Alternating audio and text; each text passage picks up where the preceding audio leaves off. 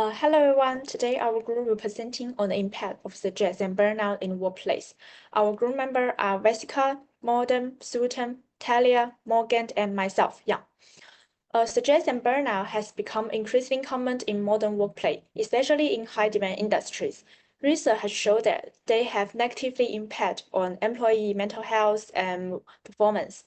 In this presentation, we will explore the cause of stress and burnout, relevant psychological reasons, and strategies that organizations can use to address those issues. Here is an overview of whole presentation. First, I will explain why they are important. Then, we will discuss relevant reasons and supporting research. Finally, we present a case study and provide recommendations for organizations. Now, I will explain why they are mattered.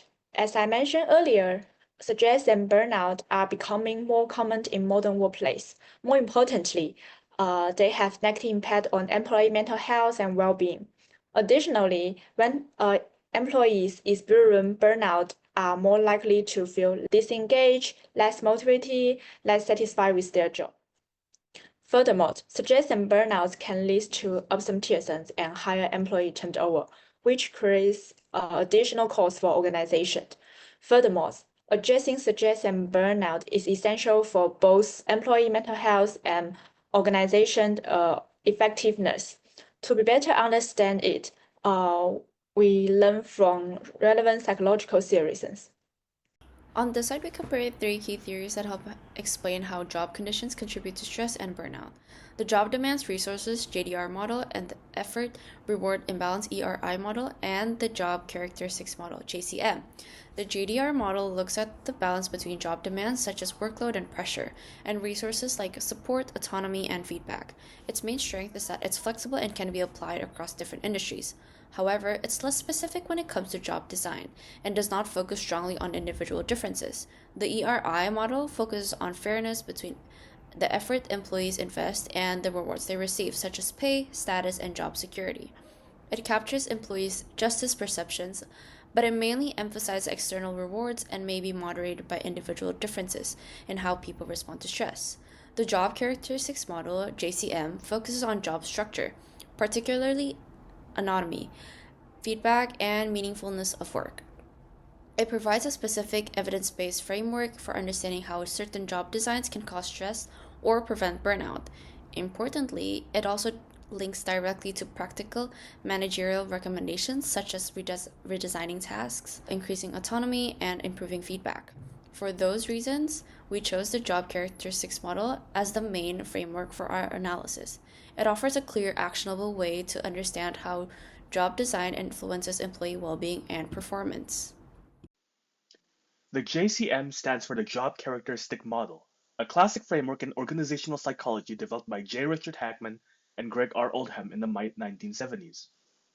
According to Hackman and Oldham, a job needs five specific ingredients to be inherently motivating: skill variety, task identity, task significance, autonomy, and feedback. Skill variety is the degree to which a job requires a mix of different activities and skills. Task identity is the degree to which a job requires completing a whole, identifiable piece of work from start to finish. Task significance is the degree to which the job has a substantial impact on the lives of work or other people. Autonomy is the amount of freedom, independence, and discretion an employee has to schedule their work and decide how to carry it out. Finally, feedback is the degree to which carrying out work activities provides direct and clear information about the effectiveness of performance. These five dimensions create three critical psychological states. Skill variety, task identity, and task significance make the work feel meaningful. Autonomy creates a sense of responsibility for the outcomes. And feedback gives knowledge of the actual results of the work. When all three states are present, you get a high internal work motivation, high quality work performance, and high job satisfaction. In his 2008 paper titled The Significance of Task Significance, A.M. Grant conducts three experiments for the sake of answering one question on whether or not task significance, which is the judgment that one's work has a positive impact on other people, directly increases job performance. And while this is not directly related or has a exact causation with stress-related burnout, there is often a high anecdotal correlation between the two. In his first experiment, callers responsible for soliciting alumni donations read stories written by student scholarship recipients about how the funds impacted their education. Callers who read these task significant stories more than doubled their weekly pledges and the amount of donation money raised compared to a personal benefit condition and a control group. In the second experiment, lifeguards read stories about other lifeguards performing rescues. This task significance intervention increased their job dedication, measured by hours voluntarily signed up to work, and helping behavior. These performances effects were driven by increases in the lifeguards' perception of their social impact and social worth.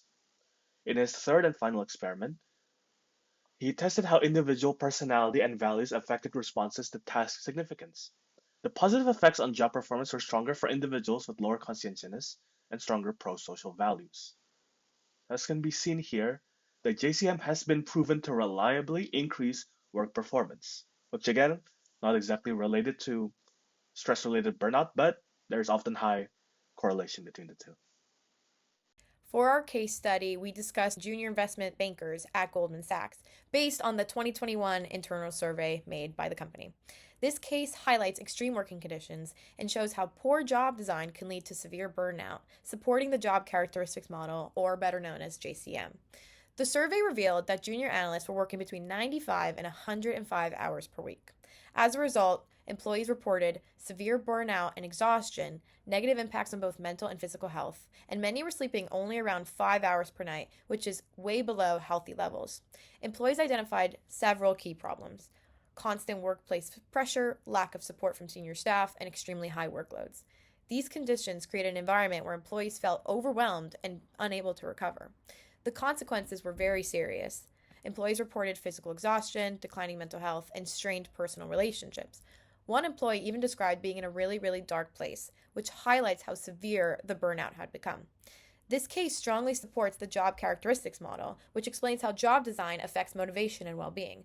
According to the JCM, three key elements were missing here. First, low autonomy. Employees had almost no control over their schedules or working hours. Second was lack of feedback and support. There was high pressure from senior staff, but little guidance or encouragement from the company. Third was task overload. The overload was excessive, with unclear boundaries between work and personal time. Together, these factors led directly to emotional exhaustion and burnout. In response to the survey, Goldman Sachs introduced several changes. It increased salaries, it hired more staff, and it implemented policies like the no Saturday work. These actions were aimed at reducing pressure and improving work life balance. However, the most important takeaway is this: burnout was not caused by weak individuals, it was caused by poor job design. This aligns directly with the JCM, which shows that how a job is structured has major impact on employee well being. This case demonstrates that extreme workloads, low autonomy, and lack of support can have serious consequences. It also reinforces the importance of designing jobs that promote balance, support, and employee control. Ultimately, better job design leads to healthier and more productive employees. To wrap things up, stress and burnout at work aren't really about the person. It comes down to how the job is designed. Through the job characteristics model, we found that when people have no autonomy, no useful feedback, and tasks that feel meaningless, burnout follows. Goldman Sachs provide this: over 100 hours a week, no control, no support, and some of the most ambitious people in finance hit out. That's not a personal problem, that's a design problem. So, what do we actually recommend organizations to do? We've got 5 recommendations. First, give people more autonomy. Let them have control over how they get things done. Second, make feedback more regular and actually useful, not just once a year review that nobody even remembers. Third, help employees understand why their work matters. Task significance is huge for keeping people engaged. Fourth, keeping an eye on workload before it becomes a crisis, not after. And fifth, and this one's probably the most important, don't wait until people are burning out to act. Goldman Sachs are made changes after the damage was done. The whole thing is to get ahead of it. And we will leave you with this. Burnout is not a badge of hard work. It's a signal of a broken job design. Thank you.